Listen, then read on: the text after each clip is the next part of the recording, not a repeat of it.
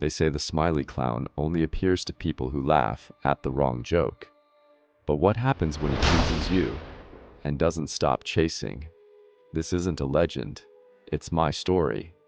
And if you're watching this, maybe you're next. It started when my cousin dared me to explore the old fairground outside town. People say it's cursed, the kind of place that was shut down after a kid went missing. The gate was wide open, and there was only one tent standing. Red and white stripes, flickering lights. We thought it was a setup for a prank video. We were wrong. We went in.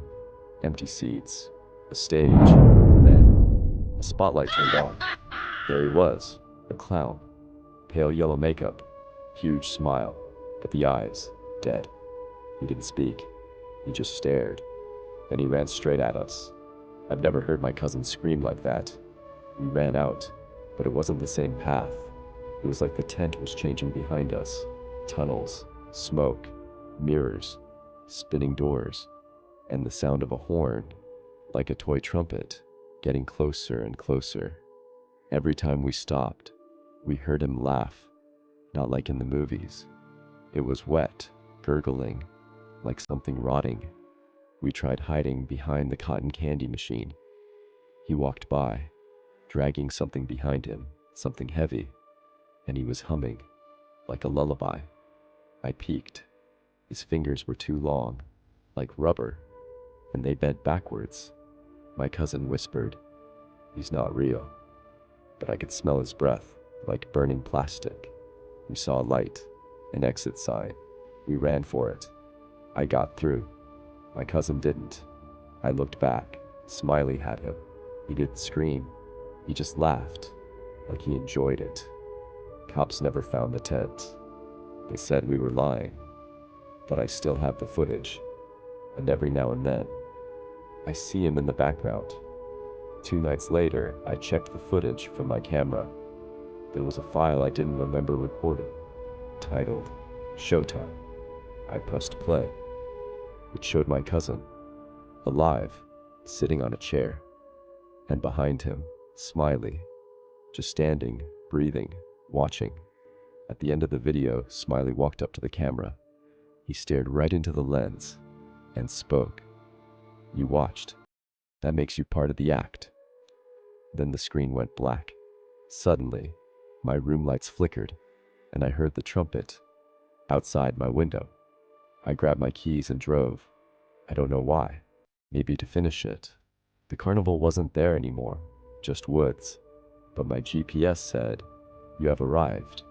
I stepped out, and the same red and white tent was back, bigger, with smoke rising from its top. Inside, the seats were full. People with pale faces, blank eyes, not moving.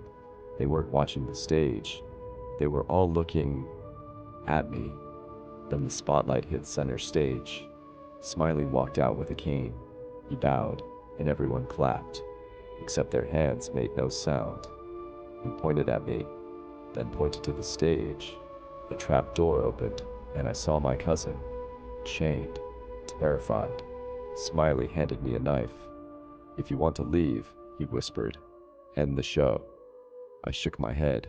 He smiled wider. "Then join it." I rushed him. The crowd didn't react. We fought. He was strong, unnaturally strong. I stabbed him, but he laughed. His face tore, revealing more teeth. He bit into my shoulder. I screamed, and the tent started shaking. I grabbed my cousin and ran. The tent was on fire. Screams came from the shadows. Smiley was chasing us, limping but fast.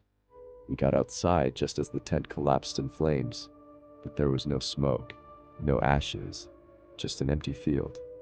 We thought it was over until we got home and found a balloon on my bed, red, floating, with a smile drawn on it, and a note. "Every show needs an audience." Now I see him in reflections, in crowds. My cousin won't talk. He just draws, circles and teeth. And me, I can't sleep. Because when I close my eyes, the trumpet starts, and I hear his voice. "Next time, you host the show." If you're still watching, Delete this video. Forget you saw it. Because the moment you laughed, Smiley marked you, and he never forgets a laugh.